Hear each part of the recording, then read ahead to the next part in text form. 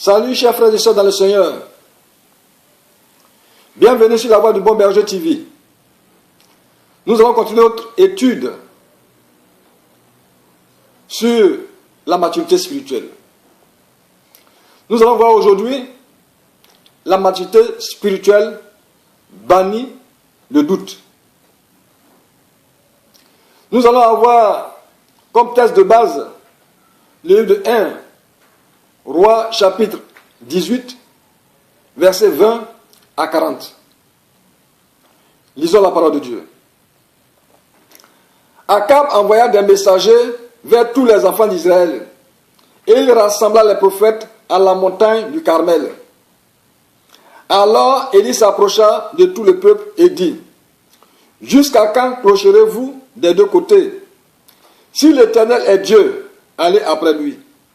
Si c'est Baal, allez après lui. Le peuple ne lui répondit rien.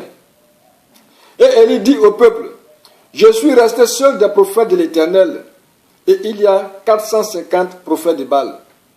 Que l'on nous donne deux taureaux, qui choisissent pour eux l'un des taureaux, qui le coupe par morceaux, et qui le place sur le bois, sans y mettre le feu.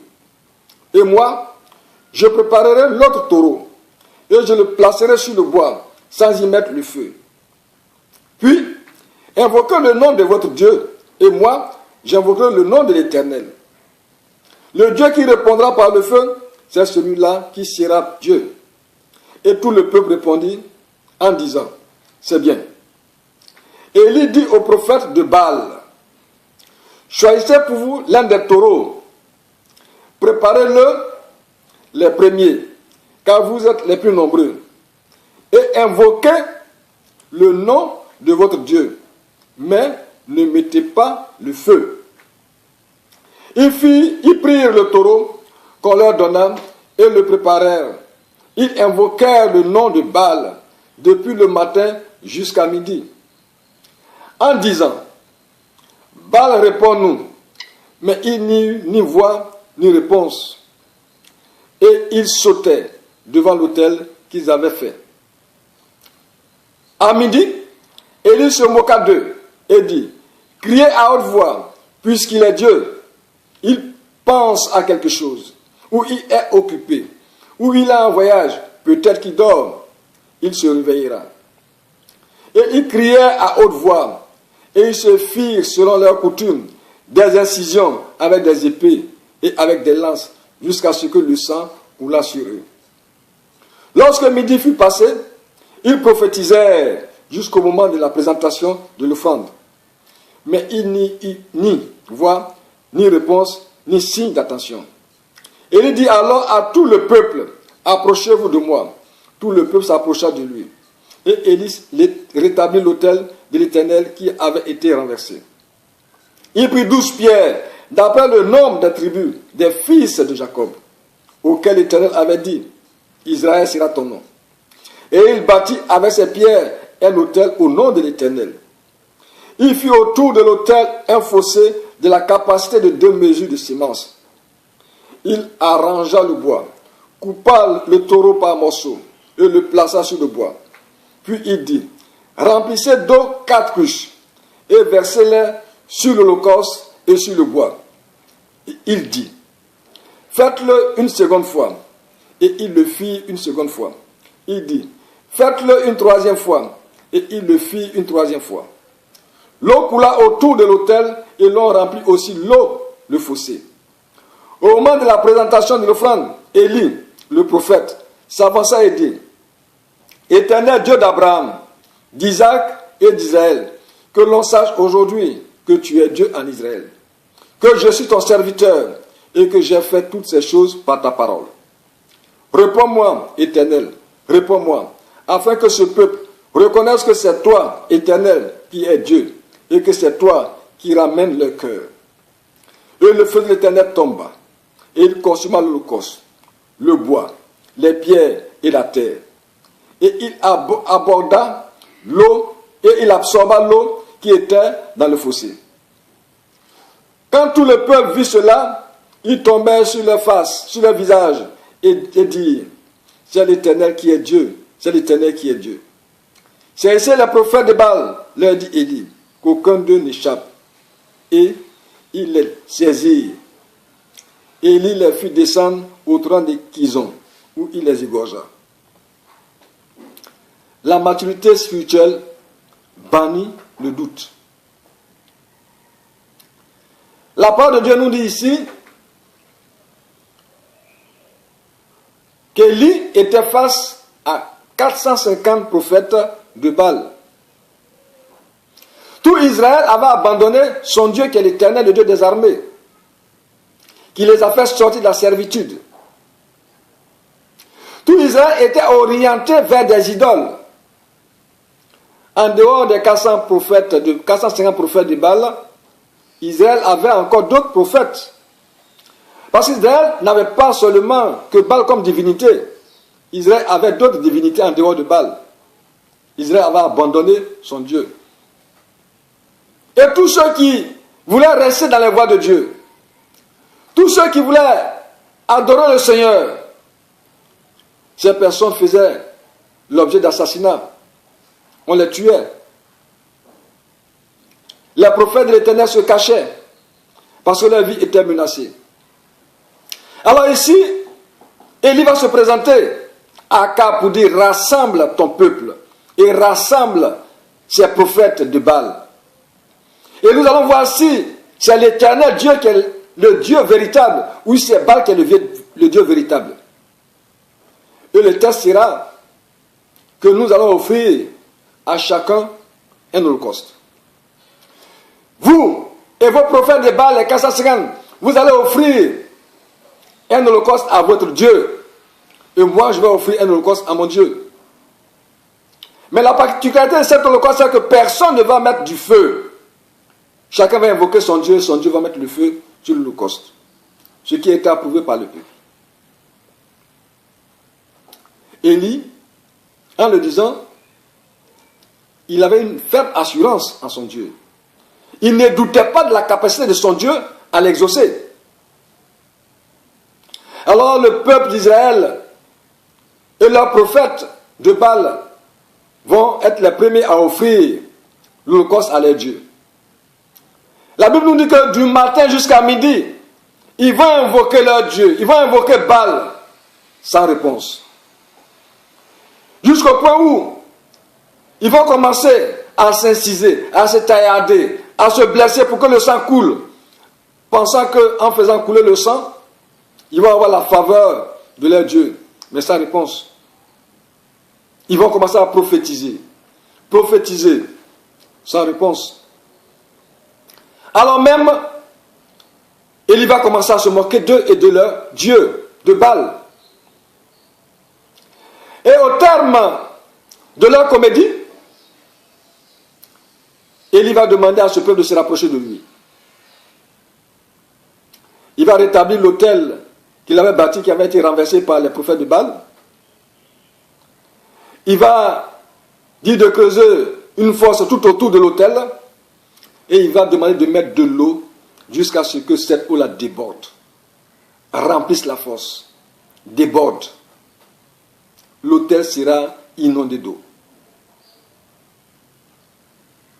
Alors que nous savons que l'eau est incompatible avec le feu. L'eau éteint le feu. Mais il n'a pas de doute sur la capacité de son Dieu de consumer cet holocauste. Il n'a pas de doute. Il a une ferme assurance en son Dieu. Nous allons voir ici que le peuple d'Israël qui s'est égaré en adorant les idoles, en adorant Baal, va invoquer Baal du matin jusqu'à midi passé, sans suite. Élie, après avoir restauré l'autel, découpé le taureau, mis sur l'autel, il n'aura que entre 25 secondes et 30 secondes pour invoquer l'Éternel. Élie n'a même pas fait une minute de prière. Élie n'a pas fait une minute de prière. Dans ce laps de temps de 25 à 30 secondes, il a été exaucé et le feu est descendu sur l'holocauste pour consumer l'holocauste.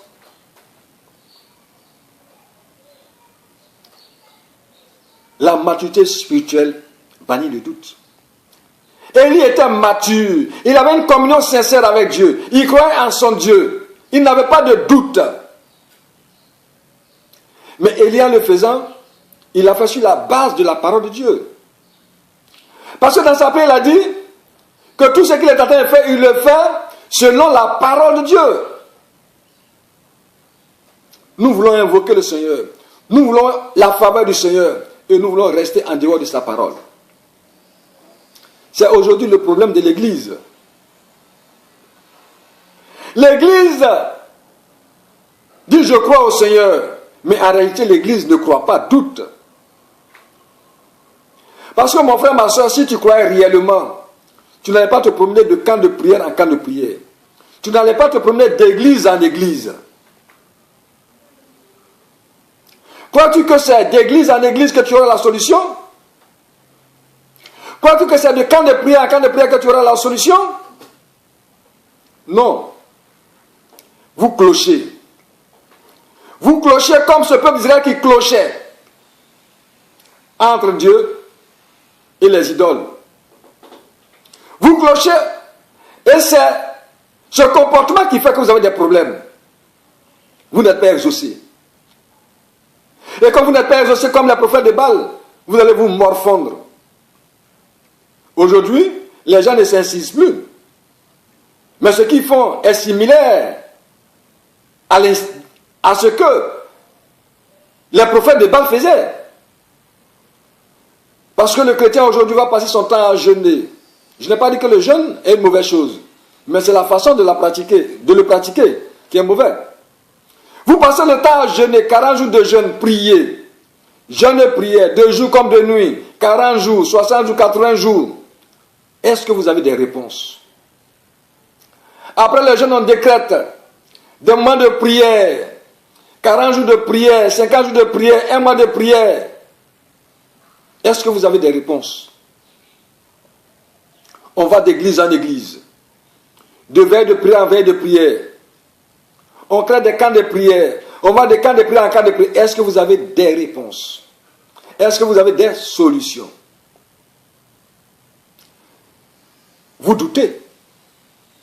Vous doutez de la capacité de Dieu à vous venir en aide. Vous doutez parce que vous n'avez pas la semence en vous qui est la parole de Dieu. Élie, il avait la semence en lui qui était la parole de Dieu.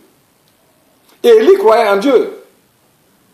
Pour qu'Élie fasse ce miracle, Élie n'a pas pris 40 jours de jeûne de prière.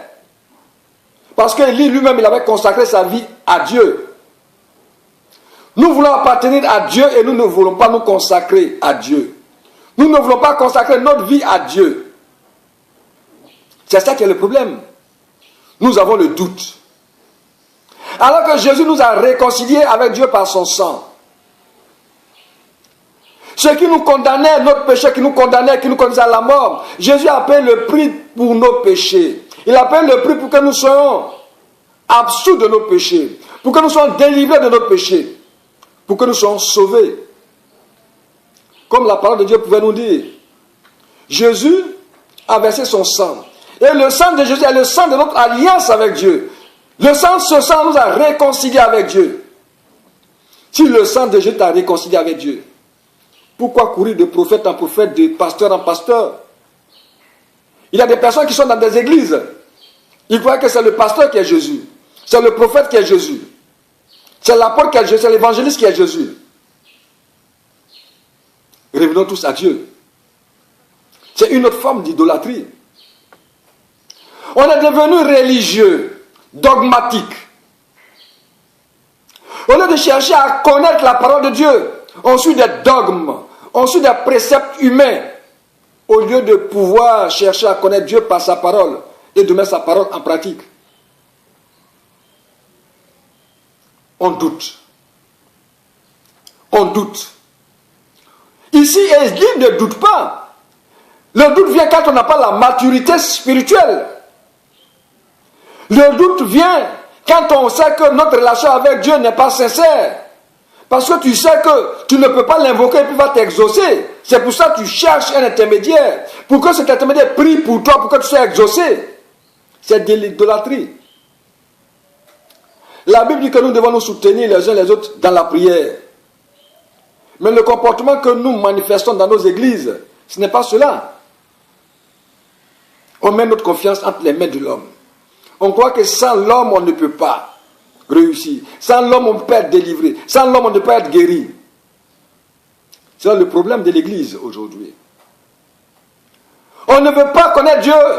Ce qui fait que dans nos vies, dans la vie quotidienne, dans notre marche avec le Seigneur, on essaie de frustrer le Seigneur par nos comportements. Même dans la vie de couple, il n'y a pas de pardon. Dans la vie de couple, il n'y a que des querelles, des mésententes. Il n'y a pas de pardon. C'est dans l'église qu'il y a les médisances, les calomnies. C'est dans l'église qu'il y a toutes sortes de mots. Alors que le Seigneur nous dit que nous devons être les exemples. Nous devons être la lumière du monde et celle de la terre. Mais c'est le contraire que l'église manifeste aujourd'hui. C'est pour ça, frères et sœurs, je vous amène à la maturité spirituelle. Cherchez la maturité spirituelle. La maturité spirituelle vient dans la connaissance de la parole de Dieu et dans l'obéissance à cette parole-là. Élie était obéissant. Alors le doute disparaît de sa vie parce qu'il voit la main de Dieu agir dans sa vie. Ne doute point. Ne doute point de ce sang précieux qui est versé pour toi. À la croix à Golgotha pour toi. De ce sang qui t'a réconcilié avec Dieu. De ce sang qui te permet de parler à Dieu. De ce sang qui te sanctifie, qui te rapproche à Dieu. Ne doute pas. La maturité spirituelle bannit le doute. Viens à Jésus. Circoncis-toi de cœur, Père, mère, soeur, frère. Circoncisez vos cœurs pour que le Christ habite en vous. Venez et qu'ensemble nous puissions continuer ces enseignements sur la voie du Bon Berger TV. Pour que nous ayons tous la maturité spirituelle, pour que le doute disparaisse en nous et que nous puissions voir les miracles de Dieu. Nous puissions expérimenter les miracles de Dieu comme Élie, comme bien d'autres prophètes de Dieu. Que le Seigneur vous bénisse et vous dispose à suivre ces enseignements sur la voie du Bon Berger au nom de Jésus. Amen.